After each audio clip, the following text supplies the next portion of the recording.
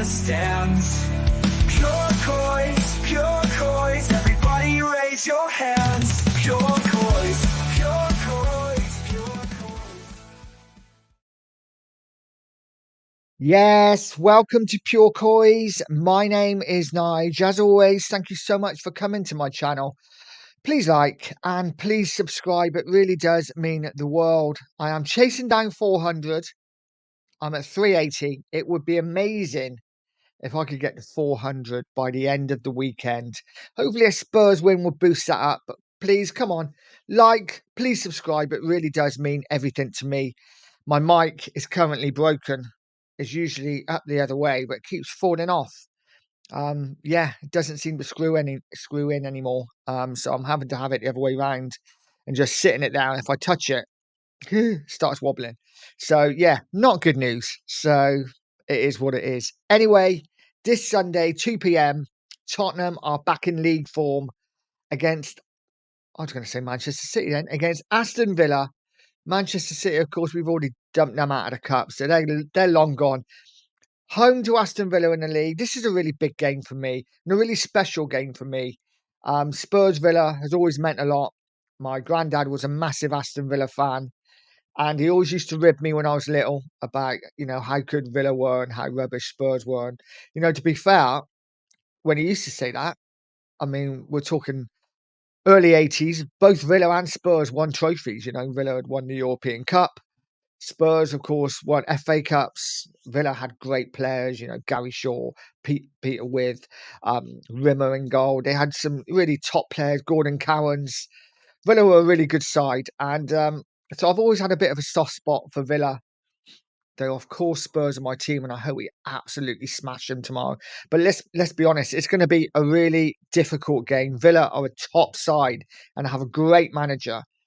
And this, for me, Arsenal game apart, Arsenal's slightly different. There's more emotion, and Arsenal, obviously are a really good side as well. But for me, this is one of the hardest games we've had so far this season. Forget Villa, forget Manchester City Wednesday night. They fielded a few youngsters. Villa are going to be going strong tomorrow. They have a full fit squad to choose from, apart from Ross Barkley. Other than that, they have a fully fit squad, and it is going to be a really difficult game. Can we win? Of course we can. Spurs at home are a different kettle of fish. I think we're a different team away. But at home, I always fancy Tottenham to win. I love the football we play at White Hart Lane. Yes, we give up the odd chance, but we are so much better going forward at home. And it's always an exciting game. So I'm really looking forward to it. I think it's on Sky Sports. But yeah, as for Spurs team news, let's have a look at Tottenham's team news quickly. Let's get something up. I have prepared a few bits and bobs. So the Spurs team news is as follows, as I have a burp. That's sexy. Tottenham maybe without Mickey van der Ven until after the international break. That's been confirmed now.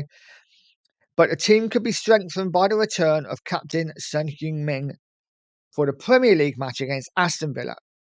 Spurs recently secured their spot in the Carabao Cup quarter-finals by handing Manchester City their first defeat of the season with a 2-1 victory. Come on! However, the win was dampened when Van der Ven had to leave the field in tears due to a hamstring injury. The centre-back dealt with a similar hamstring issue last season, and that sidelined him up for up to 2 months. But manager Ange Postecoglou noted this injury appears to be just a strain. That's good news, and expressed that he hoped that it's not too severe. Additionally, Christian Romero was taken off as a precaution. That's good news because I didn't realise why he was going off, whether he was injured or anything else, after a minor knock, while Timo Werner remains uncertain for Sunday's match against fourth place Villa. Now, for me, that's great. It's great news. Obviously disappointed the Van der Ven's out, but it looks like Romero's going to play. I'll be amazed if he doesn't. And it looks like Sonny is going to be fit as well. Apparently, if he gets through training today, he will be playing. I think he will get through training. I hope he gets through training. It will be a disaster if he doesn't. But I think he will. And I think Spurs will be going pretty strong tomorrow. Let me know in the comments what you think. We'll get onto the team news in a minute. I've got some interesting takes that I think I may get absolutely slammed for, but hey, they're just takes, and they don't have to be right or wrong. Let's have a look at the big thing. The big talking point at the moment is Spurs' record against the top 10 sides. Now, currently, we've only played three of the top 10 sides. I mean, obviously, this changes week to week. One team suddenly are in the top 10, suddenly someone who's eighth drop out of the top 10. So we're not really going to know this until the end of the season. But currently, Tottenham's record against the current top 10 sides are that we've lost to Arsenal and Brighton, but we've beaten Brentford. So a lot of this, we don't tend to beat top 10 sides. I think is exaggerated. We're not going to know till the end of the season. Listen, our record against the top six is not amazing, but I think against the top 10, I think by the end of the season, I think we would have won a lot of top 10 games. We're also going to lose a lot of top 10 games. I've said it all season. It wouldn't surprise me if we win 18, lose 16 of our games this season. That wouldn't surprise me at all. But yeah, our current record against the top 10 is, as I've said, we've lost to Brighton, we've lost to Arsenal, but we've beaten Brentford. And if we look at the league table, as you can see, if you can just about see that, Manchester City, Liverpool, Arsenal, who we lost to, Villa we got tomorrow, Chelsea we haven't played, Brighton we lost to, Forest we haven't played ourselves, Brentford we beat, and Fulham we are yet to play. So there's still a lot of games to play up there in that top 10, and we'll see how we do. But, tomorrow is no doubt is an important game, and it's a marker really for me. If we were to lose against Villa, that would be 3 games we've lost against top 10 sides. So we really need to start picking points up, certainly against the top 6. The teams like Manchester City, Arsenal, Liverpool, Chelsea, Villa. We need to start winning some of these games, and Villa, I think, currently is our best chance, because they are probably, bar Chelsea, the worst of the top 5 or 6. But you know what? Villa are a good side, and they play really good attacking football. They have some great players. This is going to be a tough game. But you know what? On Tottenham's day, we can beat anyone. And I am confident, I really am confident that we could win this game and should win this game at home, even with Van der Ven out injured. What else have I got for you? Here we go. Here is some stats for you. And this is like head to head. So, head to head stats. Villa have won 3 of their 5 Premier League matches at the Tottenham Hotspur Stadium, including each of the last 2. Only Chelsea, with 4 victories, have more away wins at the venue. That's a shock to me. I didn't realise. I know we'd lost the last 2, but I didn't realise we'd lost 3 of our last 5 Premier League games against Villa at White Hart Lane. I think it feels like it's one of them where they tend to beat us at Tottenham, and we tend to beat them at Villa Park. It feels like one of them. Let me know in the comments what you think. Our record's pretty good at Villa Park, isn't it? So yeah, we need to get the home record back. Last season, I thought we were really unlucky. It was a really good game, a bit too open. Typical Ange game. We were open in that game, but as a game we created so many chances in, and on another day could have had 4 or 5. That game last season that ended 2-1 to Villa could have quite easily been 5-3 to Spurs. This season, hopefully, we won't be as open and we will get the victory. The last thing I want to look at is the team. And this is what I think the team will be for tomorrow. Listen, not what I think the team that I would pick. This is the side that I would pick. And I already know before I even put it up that I'm going to get a few raised eyebrows. But there's a reason for this. And just hear me out. This is my side for tomorrow.